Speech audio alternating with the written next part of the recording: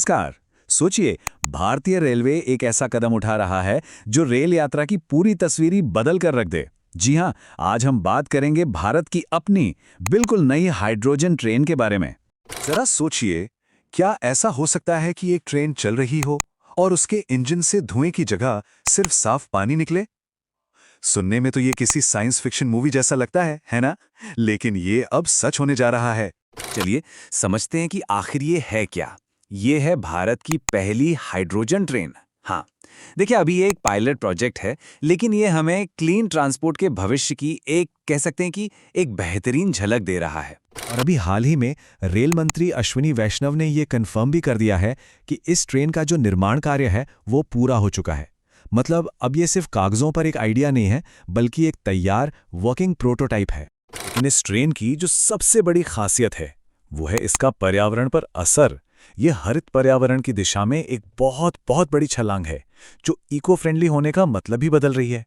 और फर्क तो बिल्कुल साफ है। एक तरफ है हमारी पुरानी डीजल ट्रेनें जो कार्बन डाइऑक्साइड और न जाने कितना जहरीला धुआं छोड़ती हैं, और फिर दूसरी तरफ है ये हाइड्रोजन ट्रेन, जिससे क्या निकलता है? सिर्फ पानी की भाप। मतलब ये एक जबरदस्त बदलाव है। और यही है इसका सबसे जरूरी आंकड़ा, 0, 0। इस ट्रेन से कार्बन डाइऑक्साइड पोल्यूशन बिल्कुल 0 है, बिल्कुल भी नहीं। हवा को साफ रखने की इस लड़ाई में ये एक बहुत ही बड़ा कदम है। अब सवाल ये उठता है कि ये क्लीन हाइड्रोजन फ्यूल आखिर बनता कैसे है? इसका जवाब है एक प्रोसेस में जिसका नाम है इलेक्ट्रोलिसिस।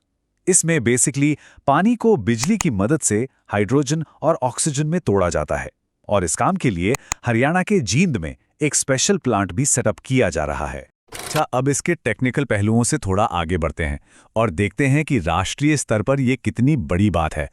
देखिए, ये सिर्फ एक ट्रेन नहीं है, ये आत्मनिर्भर भारत मिशन की एक जीती जागती मिसाल है, एक बहुत बड़ी कामयाबी।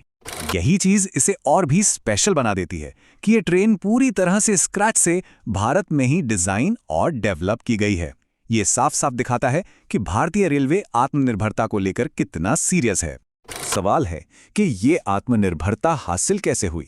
आइए देखते हैं। स्टेप 1, इसका डिजाइन RDSO यानी research design and standards organisation के मानकों के हिसाब से तैयार हुआ। स्टेप 2, पूरा का पूरा सिस्टम, इसका प्रोटोटाइप देश के अंदर ही बनाया गया।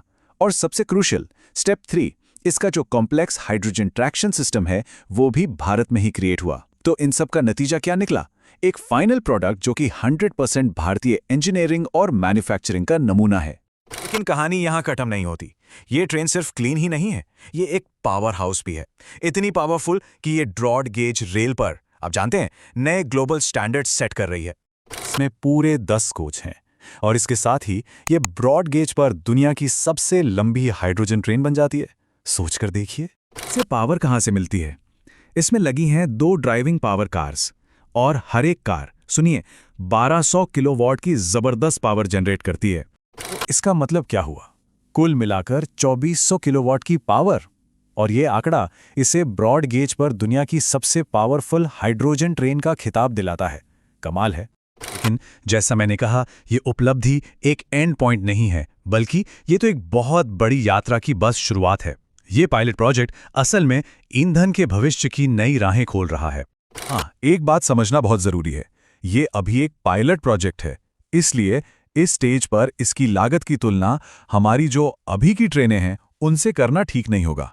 अभी फोकस इस टेक्नोलॉजी को टेस्ट करने पर है, इसे और बेहतर बनाने पर है। आखिर में इस पूरे प्रोजेक्ट का मतलब क्या है? इससे क्या समझना चाहिए? देखिए, ये अगली पीढ़ी की फ्यूल टेक्नोलॉजी की तरफ एक बहुत बड़ा मूव है।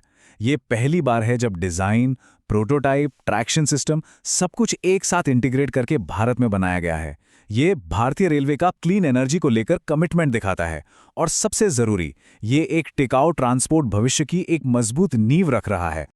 सबसे बड़ा सवाल यही है, क्या ये एक ग्लोबल हाइड्रोजन ट्रांसपोर्ट क्रांति की शुरुआत है? एक बात तो तय है, भारत का ये कदम दुनिया के लिए एक मिसाल बन रहा है, और भविष्य में क्या क्या हो सकता है उसके लिए अनेकों दरवाजे खोल रहा है।